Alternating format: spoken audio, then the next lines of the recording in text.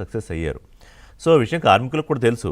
2014-15లోనే నవరత్న company హోదా వచ్చి 13,000 కోట్ల నికర లాభంలోకి వెళ్ళింది స్టీల్ ప్లాంట్. 2022 నుంచి ఇందాక వారు చెప్పినట్టుగా రకరకాల కారణాలు, single flash burners, Jaganmohan Reddy అధికారంలో ఉండడం, సొంత ఇనుప గని లేకపోవడం, రైల్వే వ్యాగన్స్, అంటే ఏదో అంటారు కదా కర్ణుడి చావు కన్నట్టుగా, అలాగే అనేక కారణాలతోటి ప్రొడక్షన్ తగ్గడం, దాన్ని మళ్ళీ కూటమి ప్రభుత్వం వచ్చాక రైజ్ చేయడానికి చేసే ప్రయత్నాలు జరుగుతున్నాయి. బట్ నేను ముందే చెప్పాను ఓపెనింగ్ రిమార్క్స్లో గఫూర్ గారు, ఆ ల్యాప్సెస్ లేవు అనట్లేదు, లోపాలు లేవు అనట్లేదు.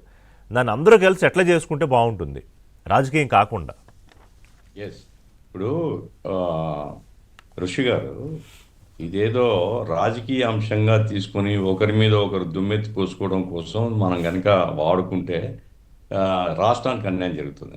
ఇప్పుడు జగన్మోహన్ రెడ్డి ప్రభుత్వంలో జరిగిన లోపాల మీద మేము ఏ రోజు ఎన్నికిపోలేదు, నిశ్చితంగా విమర్శించాము. జగన్మోహన్ రెడ్డి ప్రభుత్వం ఓటమిలో కూడా కార్మిక వర్గం చాలా పెద్ద ఎత్తున ఈ ప్రభుత్వం మళ్ళీ రాకూడదని, స్కీమ్ వర్కర్లు కావచ్చు, ఎన్జిఓలు కావచ్చు, లేకపోతే ఇతర ఉద్యోగులు కావచ్చు, అందరూ కూడా, ఎందుకంటే అతను ఎవరికి ఏం చేయలేదు, అతను బటన్ నొక్కుడు తప్ప అతనికి అజెండా లేదు. కాబట్టి ఇప్పుడు కూటమి ప్రభుత్వం రావడంలో కష్టజీవులు కార్మికుల యొక్క పాత్ర ఉంది అనుకున్నప్పుడు మనం దీన్ని రాజకీయ ఇష్యూగా చూడొద్దని నేను విజ్ఞప్తి చేస్తున్నా. జగన్మోహన్ రెడ్డి ఏదో ఉన్నాడు, జగన్మోహన్ రెడ్డి పేపర్లో ఏదో రాసుకుంటారు, అదే పని వాళ్ళు రాసుకుంటుంటారు. నేను అతన్ని దృష్టిలో పెట్టుకుని కాకుండా మీరు ఆ స్టీల్ ప్లాంట్ను పర్మనెంట్గా దాని కాలం మీద నిలబెట్టడానికి, ఎందుకంటే అది ఎమోషనల్తో, ఇప్పుడు రవికిరణ్ గారు చెప్పారు, మన ఆంధ్ర ప్రజల యొక్క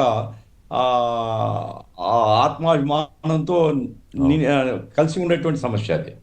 ఆ రకంగా విశాఖ ఉక్కు ఆంధ్రుల హక్కు అట్లా కలిసి వచ్చినటువంటి ఇష్యూ. కాబట్టి నా పాయింట్ ఏమంటే, ఇప్పుడు నాసిర్ గారు చెప్పారు అది చేసినాము ఇది చేసినాము, ఇవన్నీ ఇప్పుడు పల్లా శ్రీనివాసరావు గారికి అటాచ్మెంట్ నిరాదృష్టి కూర్చోవచ్చు. అట్లాగే చంద్రబాబు నాయుడు గారు ఇంతకుముందు పోయి గన్నులు ఇప్పిస్తామని చెప్పిన విషయం నేను ఇంత ప్రస్తావించాను. నేను చెప్పేది ఏమిటంటే, ఋషి గారు టోటల్ కాస్ట్ ఆఫ్ ప్రొడక్షన్లో లేబర్ శాలరీస్ అండ్ వేజెస్ మొత్తం అంతా కలుపుకుంటే 7% అండి. Total wages and salaries 7%. Okay, 7%. 55% of the total cost of production raw material అండి. బ్యాంక్స్ యొక్క ఇంట్రెస్ట్ కానీ, ఆ తర్వాత పన్నులు కానీ, ఇవన్నీ మిగతా ఎక్స్పెన్సెస్ కలిసి ఉంటుంది. ఇప్పుడు మేజర్గా ప్రొడక్షను రాకపోవడానికి కారణము 55% ఉండే రా మెటీరియల్ సప్లై. ఇప్పుడు ఈ రోజు చెప్తున్నాను, నేను నజీర్ గారిని పోయి ఎంక్వైరీ చేసుకోమని చెప్తున్నాను. 5-6 రోజులకు మించి అక్కడ రా మెటీరియల్ లేదు స్టీల్ ప్లాంట్లో. నేను ఈరోజు మార్నింగే మాట్లాడినా. కాబట్టి నేను ఇక్కడ ప్రొడక్షన్ హోల్డ్ అవ్వాల్సి వస్తుందా ఓవరాల్ గా మంత్ లో? ఇప్పుడు అది లేదు, ఇప్పుడు హోల్డ్ కావడం లేదు. 5-6 రోజుల కాలం రాలేదు అనుకుని రా మెటీరియల్ హోల్డ్ కావాల్సి వస్తుంది కదా. నా పాయింట్ ఏమిటి, ఇది కొంటున్నారు బయట, ఇది ఈ ఐరన్ ఓరు బయట కొంటున్నారు. నా request, Ernest appeal to Ravikiran, ఎందుకంటే ఆయన ఇంటెలెక్చువల్. మేము ఈరోజు ఆరోపణ చేయడం కోసం వాడుకోవడం లేదు. ఇది మన ఆంధ్ర ప్రజల యొక్క ఆస్తి, ఆంధ్ర ప్రజల యొక్క భావోద్వేగాలతో కలిసి ఉండేటువంటి ఇష్యూ. కాబట్టి కొంచెం సీరియస్గా ప్రయత్నాలు చేసి, ఇప్పుడు వర్కర్లు ఏమడుగుతున్నారు సార్, ఒకటేమంటే క్యాప్టివ్ మైన్స్ ఇవ్వమని అడుగుతున్నారు. ఇది ఎప్పటి నుంచో అడుగుతున్నారు, నంబర్ 1. నంబర్ 2 ఏమడుగుతున్నారు, షెయిర్లో కనుక దీన్ని విలీనం చేస్తే మాకు ఎటువంటి అభద్రత ఉండదు, మొత్తం స్టేట్ వైడ్ కంట్రీ వైడ్గా ఉండేటువంటి steel authority of India export body, అది ఎక్స్పోర్ట్ బాడీతో ఉంటుంది, వరల్డ్ ఎకానమీని కూడా వాళ్ళు దృష్టిలో పెట్టుకొని ఇవన్నీ కూడా ప్లాన్ చేస్తుంటారు, కలపమని అడుగుతున్నారు. కలపడానికి అడ్డంకి నాకు తెలిసినంత వరకు ఏంటంటే ఒక 35,000 కోట్లు ఎంతో అప్పులు ఉన్నాయి. ఏది మన విశాఖ స్టీల్ ప్లాంట్ రీషెడ్యూల్ చేయొచ్చు. అరే మొన్న అదానికి అవసరమైతే 6,000 కోట్లు ఎల్ఐసి అప్పు, ఎల్ఐసి నుంచి ఇప్పేయడానికి ఆస్తులు ఉన్నాయి కదా సార్, బ్రహ్మాండంగా 2 లక్షల కోట్ల దగ్గర ఆస్తులు ఉన్నట్టున్నాయి కదా. అర్నెస్ట్ అప్పీల్ అండి, నేను ఒక మెట్టు దిగి అర్నెస్ట్ అప్పీల్ అంటున్నాను.